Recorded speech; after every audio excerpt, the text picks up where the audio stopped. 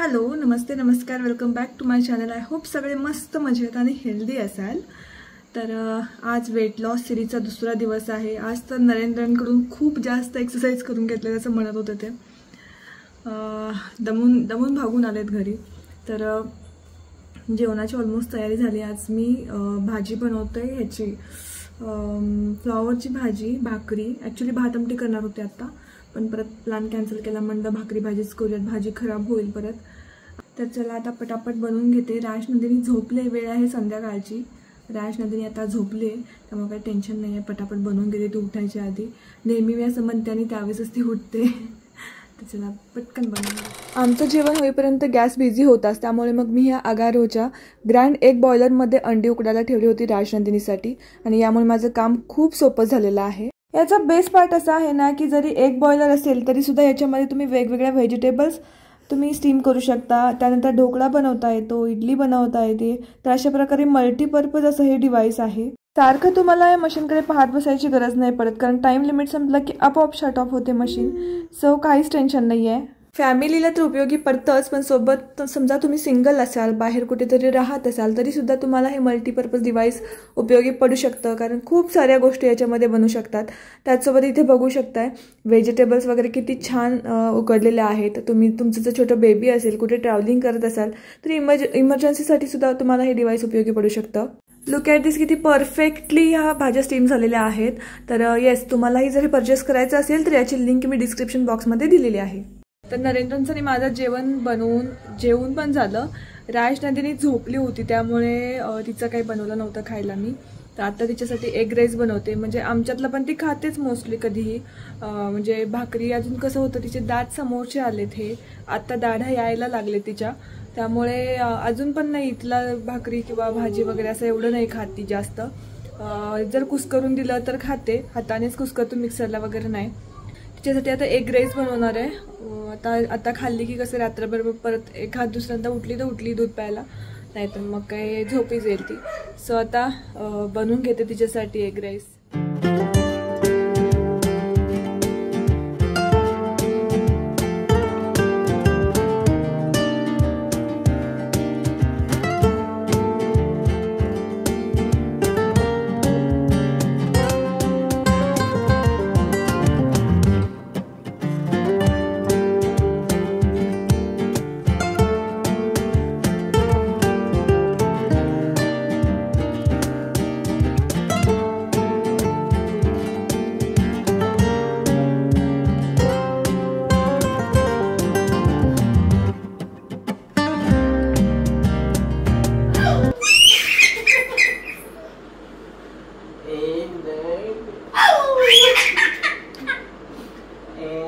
दे दे दे दे ओ ओ ओ ओ ओ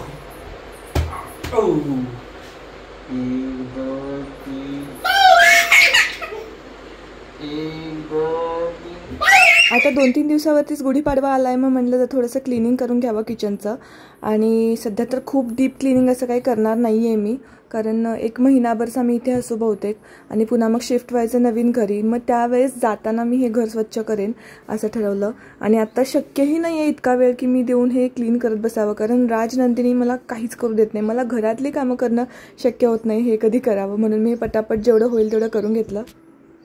तर आत्ताशी क्लिनिंग आवरलंय आणि अजून मी फ्रेश झालेली नाही। आता फ्रेश होते, राजनंदिनीला झोपवते। तोपर्यंत आम्ही जे यल्लमादेवीला गेलो होतो ना, तर तिथे मी थोडंसं शूट केलं होतं। जास्त मोठा व्लॉग नव्हता तो, काहीसेच सीन्स होते त्यातले।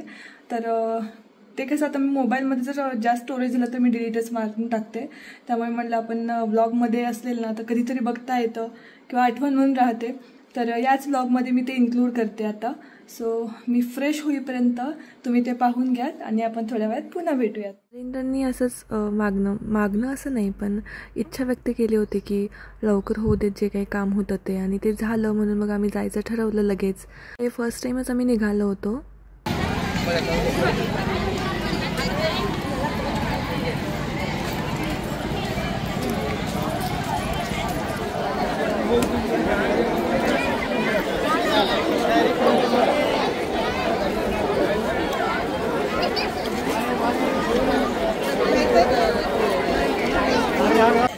आमचं दर्शन असंच झालंय बाहेरून आता, कारण खूप गर्दी आहे इथे आणि अगदी जर पैसे देऊन जरी म्हणलं पटकन घ्यावं तरी सुद्धा ते शक्य नाही आहे, एवढी गर्दी आहे आता सध्या. त्यामुळे आम्ही बाहेरूनच दर्शन घेतलंय आणि आता चाललोय रिटर्न. ऊन तर प्रचंड आहे आणि त्यात आम्ही चप्पल बाहेरच ठेवून आलो, त्यामुळे पाय मस्तपैकी पोळायला लागलात आमचे. कुठे गेली नरेंद्र?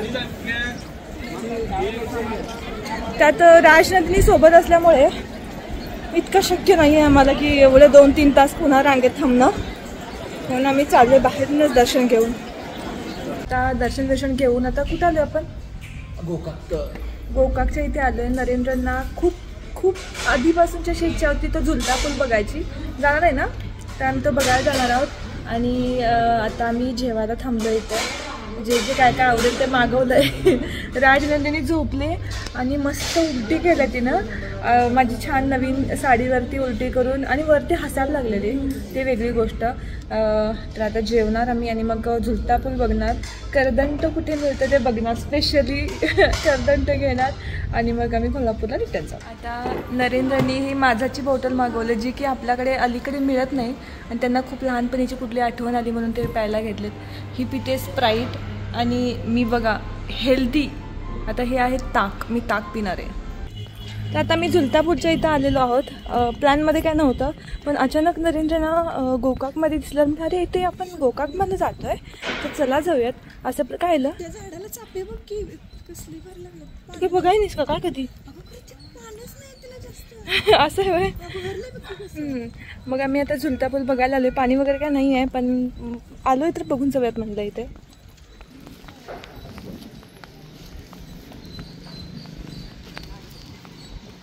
हे खरी आहे, मला वाटलं खोटी.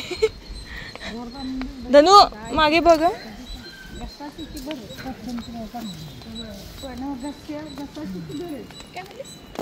भारी फुलं लागलेत.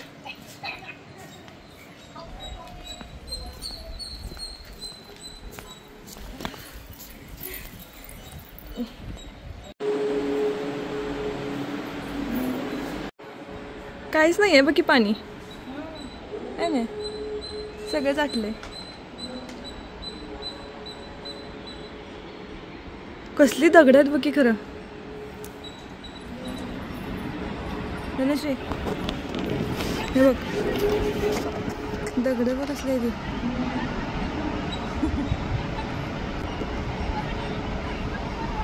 इकडे पण वरती मंदिर आहेत मस्त मस्त.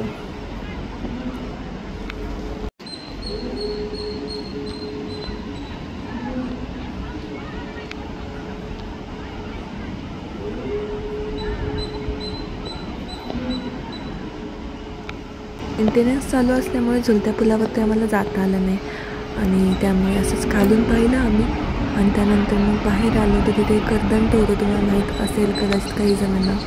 करदंट छान ड्रायफ्रूट्स आणि खोबऱ्यापासून बनवलेलं असतं, तर ते आम्ही घरी आणण्यासाठी घेतलं आणि त्यानंतर मग डायरेक्टली घरी निघालो. फ्रेश झाले. राजनंदिनीला झोपवायला गेली. ती काय लवकर झोपे ना, जवळजवळ अर्धा-पाऊण तास झाला असेल मी तिला झोपवायचा प्रयत्न करत होते, पण तिचा खेळ करत करत करत शेवटी आत्ता झोपली. आणि मी एवढी अशी एक्झॉस्टेड झाले ना, खूप दमले मी. आत्ता सध्या राजनंदिनी खूप दंगा घालते. तिच्या कंटिन्यू इकडे तिकडे पळणं हे सगळं चालूच आहे आणि मला दमायला व्हायला लागलं. मला घरातली कामं, हे व्हिडिओची कामं, ती राजनंदिनीला बघायचं, हे सगळं जमतच नाही आहे, सगळं एकत्र. त्यामुळे थोडंसं रुटीन काहीतरी चेंज करावं म्हणते. म्हणजे या सगळ्या गोष्टीतनं राजनंदिनीकडे कुठल्याच गोष्टी, तिच्या कोणत्याही गोष्टीकडे दुर्लक्ष नाही झालं पाहिजे असं वाटतंय. सो थोडं रुटीन चेंज करण्यासाठी वगैरे ट्राय करते. आणि ओके, आणि तुम्ही आता तो व्हिडिओ बघितला असेलच जो आम्ही यल्लमा देवीच्या दर्शनाला गेलो होतो सौंदतीला.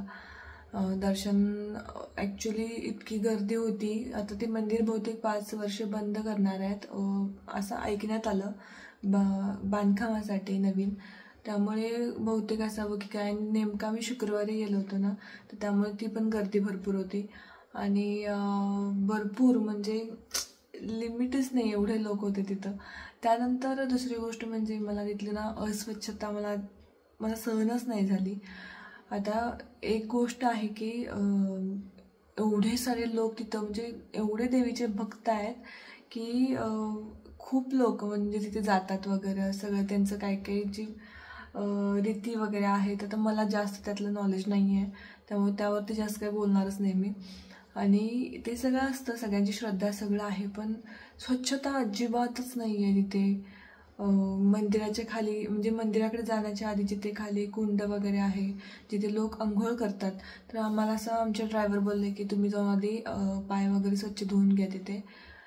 मी म्हणलं ठीक आहे, ओके. त्यांनी आधीच सांगितलं की थोडंसं हे वगैरे असेल, पाणी चांगलं नसेल.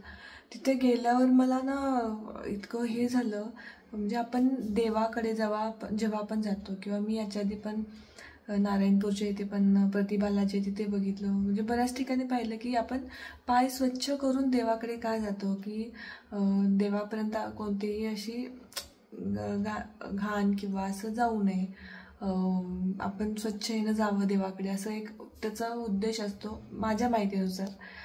पण इथे तर ना ते कुंडामध्ये तर पाणी पण खूप कमी होतं, आणि त्यात इतकं बापरे, म्हणजे मला ते आठवलं तरी कसं तर व्हायला लागलं आहे. त्याच्यात मला पाय पण मला पाय धुवायचीच इच्छा झाली नाही. मी फक्त आता चला आहे रीत म्हणून फक्त पाय जरा रस्ता बुडवला लांगटा, पण माझं मनच झालं नाही, इतकं घाण पाणी होतं ते. आणि खरं तर प्रशासनाने याच्याकडे लक्ष दिलं पाहिजे, आणि मला वाटतं काहीतरी याच्यातून मार्ग काढला पाहिजेत.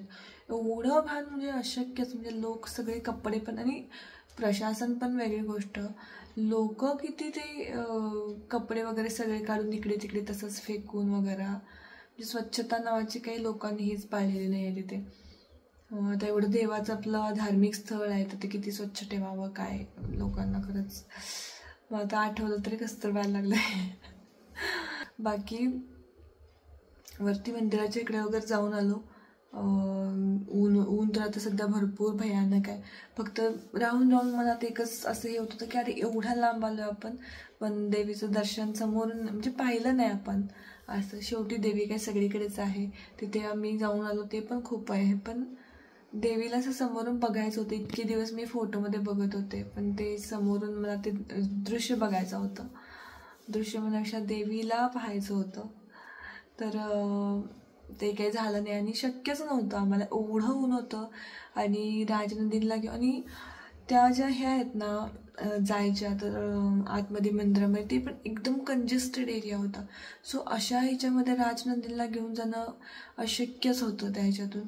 त्यामुळे विचार केला की नको बाबा, आपल्याला तर जमणार नाही, आणि मेन नरेंद्रची पण तब्येत असं आहे, आणि माझं पण मला जास्त वेळ सहन झालं नसतं. जर गर्दीमध्ये ना, तर मला त्रास होतो लगेच.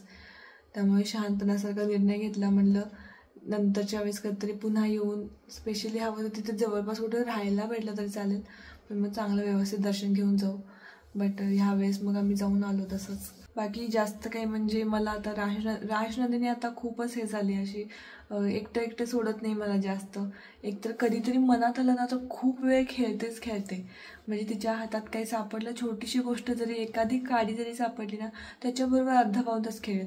पण नेमकं जेव्हा काम असताना तेव्हाच तिला काय होतं काय माहिती. मोस्टली मग मी काहीतरी मग इकडे तिकडे कार्टून सुद्धा कसं करते, मी ट्राय करते की तिला नाही लावून द्यायचं. अगदी इमर्जन्सी माझं काय काम असेल ना, तर मी असं करते की तिला कार्टून लावून देते, नाहीतर मग थोडं टाळतेच मी तिला लावून द्यायचं. पण मला ते पूर्णपणे बंद करायचं आहे. पण असं होतं की घरात अजून एखादा दुसरा माणूस असतं ना, तर ॲटलिस्ट तिच्याकडे लक्ष दिलं असतं, तिच्यावर खेळलं असतं. पण हे सगळं एकटीनं करणं खरंच शक्य नाही आहे. आता तिचं फीडिंग पण थांबवणार आहे मी. आता मला माझ्या दुसऱ्या एका डॉक्टरने सांगितलेले की 2 वर्षापर्यंत कंटिन्यू ठेवा, पण आता दुसरे एकदा मी डॉक्टर बघितलं, त्या म्हणाले की आता बंद करायचं आले. आणि मलाही वाटतं की ही योग्य वेळ आहे आता बंद करायची. तिनं वरचं जास्त खाल्लं तर जास्त लवकर भरेल अंगात, आणि तशी काटक आहे, पण तरीसुद्धा थोडेसे अंगात वगैरे भरली पाहिजे, वजन भरलं पाहिजे. सो फीडिंग आता थांबवायचा निर्णय घेतला आहे मी फायनली. आता ते डायरेक्ट बंद करायचं की हळूहळू, हे थोडंसं कन्फ्युजनमध्ये आहे. कारण डायरेक्ट फीडिंग बंद केलं ना की म्हणजे मुलांना अचानकच एका गोष्टीपासून, ते त्यांचं कम्फर्ट झोन असतो ना, त्याच्यातनं तोडायचं लगेच, म्हणजे ते वेगळं हे आहे, मनाला हे होत नाही आहे. बाकी नाही तर मग काय थोडं आधी सकाळचं वगैरे कमी करते ना, मग रात्रीचा, असं विचार चालला आहे. त्याचं मोस्टली पहिल्यापेक्षा खूप कमी आलं आहे आता तिला फिडिंग करायचं, कारण काहीतरी खायला घातलं की मग ते आठवण येत नाही. पण कधी कधी असं ना चुस्की ज्या लोकांना याची किंवा याची सवय असते तसं लहान मुलांना. ओके, तर चला, मला पण जाम झोप आली आहे. आय होप तुम्हाला हा व्हिडिओ आवडला असेल तर लाईक शेअर कमेंट करा, चॅनलला सबस्क्राईब करा. भेटूया नेक्स्ट व्हिडिओमध्ये. बाय.